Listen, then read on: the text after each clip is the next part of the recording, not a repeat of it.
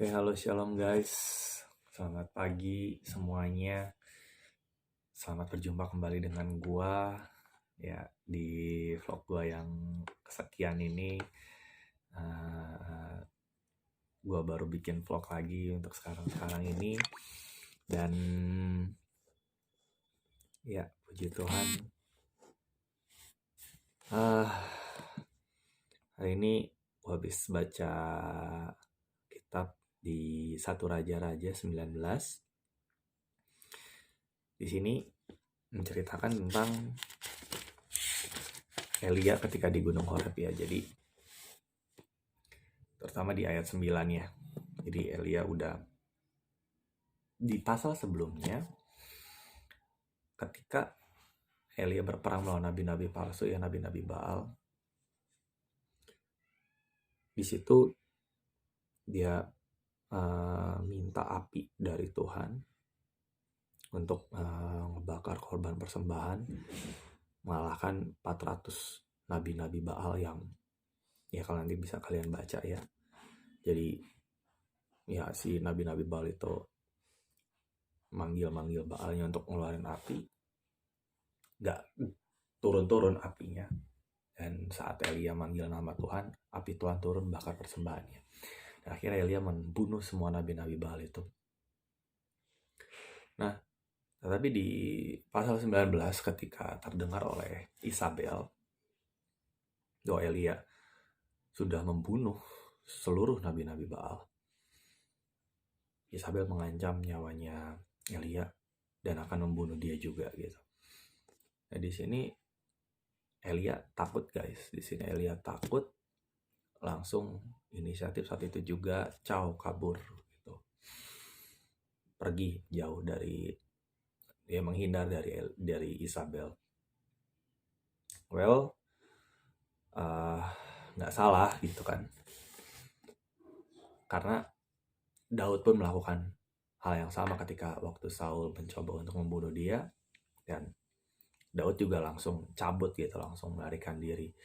Dan di Amsal juga dibilang bahwa orang bijak tuh ya kalau ada bahaya ya menghindar gitu, ya lari gitu. Ya. Nah, ketika si Elia ini sampai di Gunung Horeb, yang lucunya adalah ya Tuhan berfirman gitu sama Elia, apakah kerjaanmu di sini hai Elia? Ya bisa jadi 1 Raja-Raja 19 ayat 9. Apa kerjaanmu di sini Elia? Sekali. Terus sampai 2 kali gitu. Tuhan nanya kayak gitu. Apa kerjaanmu di sini Elia? Ya di sini kalau kita lihat ayat-ayat sebelumnya guys, Elia ini benar-benar man of God yang memang benar-benar dia tuh melakukan apa-apa tuh pasti dia doa dulu, pasti dia tanya Tuhan, dia mau ke kanan mau ke kiri tuh dia pasti benar-benar pakai tuntunan Tuhan banget gitu. Waktu mau ke janda ke Sarfat, itu Tuhan yang suruh dia ke sana. Terus kemanapun lah, pokoknya dia nggak akan ngelangkah kalau nggak Tuhan suruh gitu. Nah, ketika dia lari dari hadapan Isabel, ketika dia kabur dia dengan takut gitu ya, pasti Isabel mau membunuh nyawanya, dia lari, memang dia tidak tanya Tuhan dulu gitu guys. Jadi memang langsung istilahnya langsung inisiatif gitu ya, langsung cabut. Ya akhirnya jadi Tuhan nanya, ngapain lu kemari, ngapain lu di sini gitu kan. Ngapain di sini gitu. Ya manusiawi gitu guys. Even meskipun sebelumnya Elia diurapi, dipakai Tuhan dengan luar biasa, mengadakan tanda mujizat yang luar biasa, berdoa minta Tuhan turunin api dari langit, api turun beneran dari langit, tetap aja gitu rasa ketakutan tuh akan selalu ada gitu. Nah di sini ya sama seperti kita juga mungkin ya, kita udah berapa kali sih hidup, kita kenal Tuhan, kita berjalan bersama Tuhan, berapa kali kita melihat penyertaan Tuhan dalam hidup kita, berapa kali kita merasakan tangan Tuhan gitu, menuntun kita, menolong kita. But sometimes kadang ketika bertemu dengan satu tantangan yang baru, ya kadang kita juga pernah lupa juga gitu. Kita bisa lupa juga, bahkan kita pakai cara kita sendiri, akhirnya lupa bahwa dulu-dulu tuh yang berikan kemenangan, yang bisa bikin kita bisa melewati itu Tuhan gitu. Nah di sini Elia kabur dari Isabel ke Gunung Horeb. Dalam perjalanannya dia udahlah Tuhan gitu, cabut aja lah nyawa gua gitu. Di sini pun dia di Gunung Horeb pun dia berkata bahwa ketika Tuhan, ngapain lo ada di sini? Yang gue tangkap adalah di sini, meskipun kita Elia dalam masa apapun gitu dalam kehidupan kita, dalam masa-masa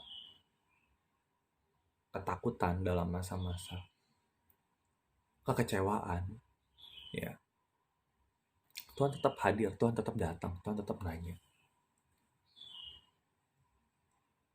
Tuhan tetap inisiatif, Tuhan tetap ada gitu. Bahkan dalam masa kekecewaan, bisa dilihat di sini Elia ngomong, aku udah bekerja segiat-giatnya untuk Tuhan, tapi tetap aja Isabel tuh membunuh semua nabi-nabi, tinggal aku sendiri yang hidup di antara semua para nabi-nabinya Tuhan. Ya udahlah gitu, daripada aku mati di tangan Isabel, udah Tuhan aja cabut nyawaku. Sebuah statement yang menurut gue yang aku tangkap gitu, yang gue tangkap, dia bukan kecewa karena Tuhan gimana bukan, dia dalam masa-masa kecewaan karena semua nabinya, semua teman-temannya, rekan-rekannya mati gitu. Tinggal gue doang nih sendiri yang hidup. Si Isabel tuh udah ngebunuh semua teman-teman gue. Kayaknya kemungkinan gue hidup juga udah gak ada kalau semua teman-teman gue udah dibunuh sama dia gitu. Padahal sebelumnya dia habis melakukan tanda mujizat ya, yang dari Tuhan. Ya itu gitu, jadi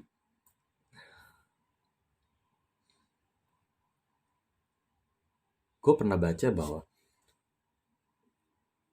sedekat apapun hubungan lo sama Tuhan, sereligius apapun lo, yang namanya penyakit stres, depresi, itu tuh bisa aja gitu, bisa aja terjadi gitu. Gak ngelihat lo religius, gak ngelihat lo udah berdoa, puasa, saat teduh segala macam, lo membangun hubungan Tuhan segimanapun, itu akan tetap bisa satu saat menyerang gitu. Gue pun dulu pernah mengalaminya, dan gue yakin setiap kita pun pasti pernah mengalaminya. Nah di sini Elia mungkin udah benar-benar desperate gitu, udah benar-benar udahlah gitu, udah nyerah lah gitu, I'm surrender gitu. Tapi di sini lihat, bahkan ketika dalam masa-masa kecewaannya, ketika dalam masa-masa pelariannya, ketika dalam masa-masa ketakutannya, even meskipun dia lari kabur gak tanya Tuhan dulu dia harus lari kemana gitu, sampai Tuhan nanya pas di Gunung Horeb, ngapain lu ada di sini gitu, lu ngapain kesini, siapa yang nyuruh lu kesini, itu siapa gitu, karena Tuhan gak suruh. Tapi even meskipun begitu, dalam masa ketakutan, dalam masa kekecewaannya, dalam masa pelariannya, Tuhan tetap hadir, Tuhan tetap datang gitu sama si Elia. Tuhan tetap temuin Elia. Tuhan yang nyuruh malaikatnya untuk datang sama Elia, ngasih makan ya di waktu perjalanan padang gurun. Tuhan tetap yang tuntun Elia lewat malaikatnya untuk jalan ke Gunung Horeb biar ketemu sama Tuhan. Tetap hadir guys. Dalam masa-masa apapun, dalam masa-masa kekecewaan apapun yang lu alami dalam hidup lu, yang kita alami dalam hidup kita, mau masa sulit, mau masa sukar, mau masa kelaparan, mau masa penderitaan, mau masa kekecewaan, Tuhan tetap hadir gitu. Mungkin kita nggak ngerasain. Gue pribadi pernah mengalami bahwa ada masa-masa di mana kayaknya tuh Tuhan diem gitu. Kayak gue ditinggal sendiri, tapi padahal dia nggak pernah ninggalin gitu. Tapi memang ada waktunya, ada saatnya kayak Tuhan tuh diem gitu. Kita doa, mungkin kita udah kita udah puasa segala macam, pertolongan, minta pertolongan dari Tuhan, kok kayaknya Tuhan tuh diem gitu. Tapi dia sebenarnya dia nggak ninggalin gitu. Dia tetap hadir di sini.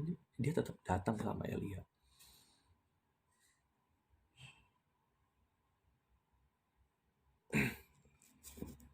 Dia bukan Tuhan yang meninggalkan kita, apapun masa-masa apapun dalam hidup kita. Ketika gue baca ayat ini, ketika gue dapat ngerenungin gitu ayat ini, ya semua kita mungkin buat lo yang sudah pernah baca ceritanya sampai habis, pasti di awal-awal ya akan dapatnya ya, padahal di pasal sebelumnya nggak ada yang tanda mujizat.